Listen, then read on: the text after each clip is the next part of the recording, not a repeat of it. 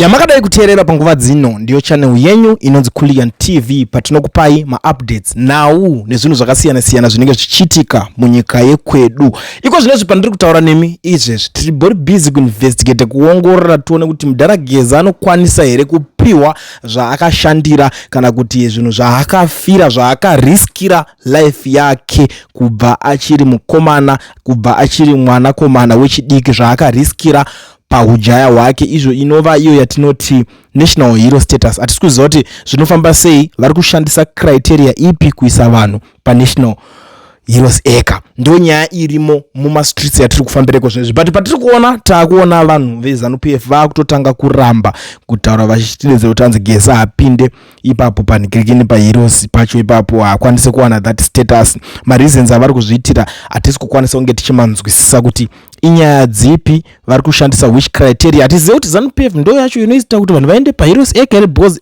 nyaya yekuenda paheroes inyaya dzegovernment hazvina chekuita neZanupf. Andogara njiudza vanhu Zanupf haisiriyo government itoriwo chimwe chinhu chakasiyana.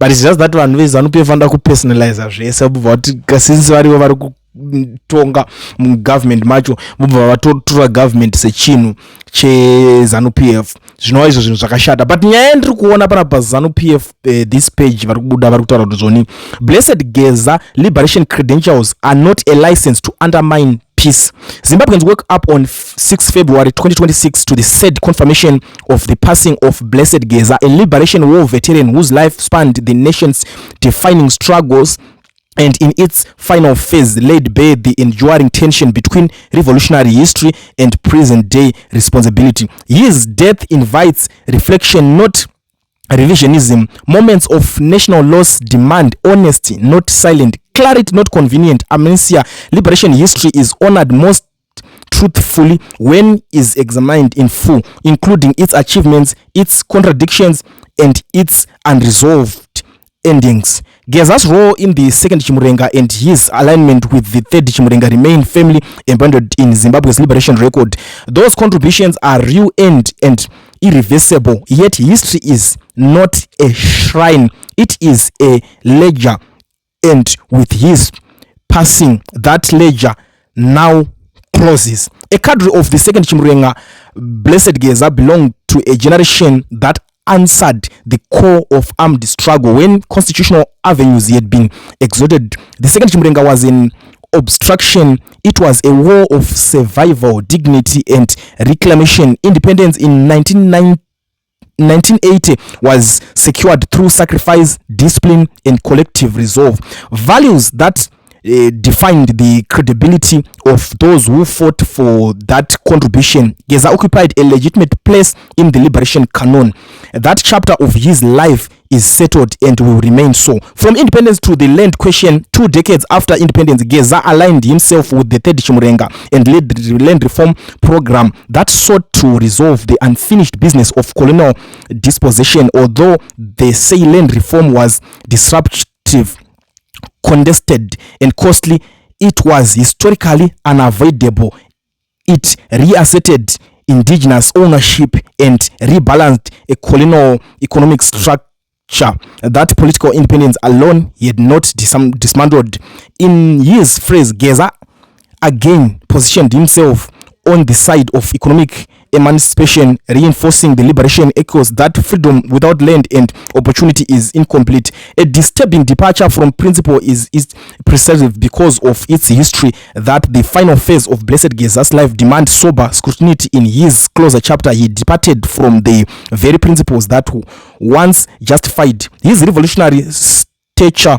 His last public utterances and actions, confrontational, destabilizing, and openly incendiary, now stand as a troubling coda to an otherwise significant liberation record. They were not acts of principle, dissent, or patriotic correction. They amounted to a repudiation of the peace he once fought to secure. This was not revolutionary vigilance. It was reckless agitation, trading historical sacrifice to present-day disruption and placing personal grievance above national stability. The burden of liberation authority liberation credentials are not a lifetime license to undermine state. They carry obligation, discipline, and restraint. Liberation fighters are custodians of the revolution, charged with defending its gain and protecting the nation from regression. When that authority is turned against the institutions and order it helped establish, it furthered moral legitimacy. Such conduct ceases to be revolutionary. It becomes a subversive. With Geza's passing, that burden now rests fully with history, and history is rarely generous to those who abandon discipline at the end. Peace as a nation asset. Zimbabwe's peace is a strategic national asset, deliberate, fragile, and hard-won. It was secured through sacrifice, preserved through restraint, and sustained by institutions forged from painful lessons. To endanger that peace, particularly from the platform of liberation pedigree, it to grapple recklessly with the future of generations who did not fight in the bush but now carry the responsibility of nation building. That is not heroism, it is irresponsible sabotage, regardless of whom commits it. Ndiro shoko muri yeZimbabwe riri kutaurwa panapa, riri kubva nekune vanhu veZanupf zvavari kutaura pamusoro pavaGeza. Inangwa anjanyatsonzwisisa ini kuti varikuda kuti panyatsoitwa sei pano. Avachade kupa Geza zvaakashandira kuhondoko because akazobuda akudedzera kuti corruption ngaimbomira, zvigananda ngazvimbomiswa. Ndiwo mamiriro akaita zvinhu panapa. Saka vakuti havachade zvaakati akazobhaiza kwekupedzisira akakanganisa peace yenyika because akataura kuti zvigananda must go. Akataura kuti hapasi ngapasa extend term yamunanga kusvika 2030. Zvinongoshamisa zvinoitika muZimbabwe minana chaicho. Wonders shall never end. But muri Zimbabwe, thank you so much for tuning into Kune TV. And sinonya kutaura zvakawanda because takada kuswera tiri panapa tichingoonesana topedzera takuzoitanga ndisu takutaura isi zvindanguva ndingokunzisa zvinhu zvavari kutaura vanhu ivava. Mozoziva kana maziva zvamuchazoitawo neinformation iyo zvazvenyu, mongoziva kuti ndo shoko ravari kutenderedza izvezvi. And like yesterday I told you ndikati kune matare akagarwa behind closed doors, toita sei todii nayo, but ona ipapa yakazodai yakadai zvinobuda ko vamwe vakewo vachati kudii. I don't know. Inini chanda kutoona panyaya yese storyline yese yaGeza ndakaitarisa tingati inyaya ndichendinonyanya kudzidza chandiri kuona inyaya betrayal because kune mamwe mawo veterans. I don't know why are they so quiet now kuti vakwanise kuti ayo uyu mumwe wedu tatinaye kuhondo zvezvaakaita izve tiri kuzviunderstand but zvinganzi ndo zvaita kuti munhu abva atadza kuiswa paheroes ega.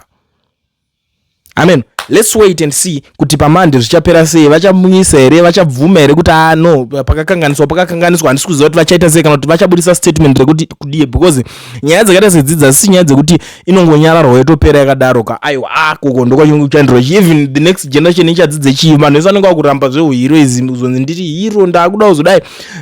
Next generation inenge siri inspired kuita zvinhu zvine ugamba mukati.